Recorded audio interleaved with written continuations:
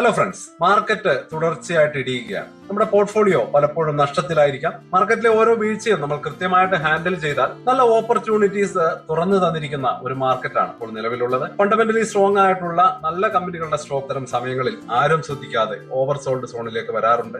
RSI പോലുള്ള technical ഇൻഡിക്കേറ്ററുകൾ ഇപ്പോൾ വാങ്ങാം എന്ന സിഗ്നൽ തരുന്ന സിറ്റുവേഷൻ ആണിത്. സാധാരണ ഇൻവെസ്റ്റേഴ്സ് പേടിച്ച് സെല്ല് ചെയ്യുന്ന അല്ലെങ്കിൽ ലോസ് ബുക്ക് ചെയ്യുന്ന ഒരു സമയമാണ്. പക്ഷേ എക്സ്പീരിയൻസ്ഡ് ആയിട്ടുള്ള ആൾക്കാർ ബോട്ടം ഫിഷിംഗ് എന്ന സ്ട്രാറ്റജി ഉപയോഗിച്ച് സ്റ്റോക്കുകൾ കുറഞ്ഞ വിലയ്ക്ക് വാങ്ങിക്കൂട്ടുകയും ചെയ്യും. മൊത്തത്തിൽ മാർക്കറ്റിൽ ഒരു കൺഫ്യൂസിംഗ് സ്റ്റേജ് ആണുള്ളത്. ഒരു വശത്ത് പെട്രോളിന്റെ പ്രൈസ് വർദ്ധിക്കുന്നു, മറ്റൊരു വശത്ത് പ്രൈം മിനിസ്റ്റർ തന്നെ നമ്മുടെ സ്പെൻഡിംഗ് കുറയ്ക്കാനും അനാവശ്യ യാത്രകൾ ഒഴിവാക്കാനും ഗവൺമെന്റ് ഓഫീസുകളടക്കം വർക്ക് ഫ്രം ഹോമിലേക്ക് മാറാനും ഉള്ള നിർദ്ദേശങ്ങൾ തന്നു കഴിഞ്ഞു. തീർച്ചയായിട്ടും ഒരു നെഗറ്റീവ് സെന്റിമെന്റ്സ് തരുന്ന വാർത്തകളാണ് ഇവയൊക്കെ. തീർച്ചയായിട്ടും നമ്മളെ പോലെയുള്ളവരൊക്കെ പ്രതീക്ഷിക്കുന്നത് ഒരു തരത്തിൽ ഒരു ലോക്ക്ഡൌണിലേക്ക് തന്നെ എത്തിച്ചേരാവുന്ന സാഹചര്യങ്ങളാണ് മാർക്കറ്റിൽ കാണുന്നത്. അപ്പോൾ അങ്ങനെ ഒരു നെഗറ്റീവ് ഇൻഫർമേഷൻ വന്നിരിക്കുന്ന സാഹചര്യത്തിൽ പൊതുവെ ഒരു ബിയറിഷ് സെന്റിമെന്റ് തന്നെ നമുക്ക് എല്ലാവരുടെ മനസ്സിലും ഉണ്ടാവാൻ സാധ്യതയുണ്ട്. അപ്പോൾ ആ സാഹചര്യങ്ങളെല്ലാം കണക്കിലെടുത്ത് അതുപോലെ തന്നെ ടെക്നിക്കൽ ഇൻഡിക്കേറ്റേഴ്സ് അനുസരിച്ച് ലോവർ ലെവലിൽ അട്രാക്റ്റീവ് പ്രൈസിൽ എത്തിയിട്ടുള്ള 5 സ്റ്റോക്കുകളെ കുറിച്ചാണ് നമ്മൾ ഇന്ന് മനസ്സിലാക്കാൻ പോകുന്നത്.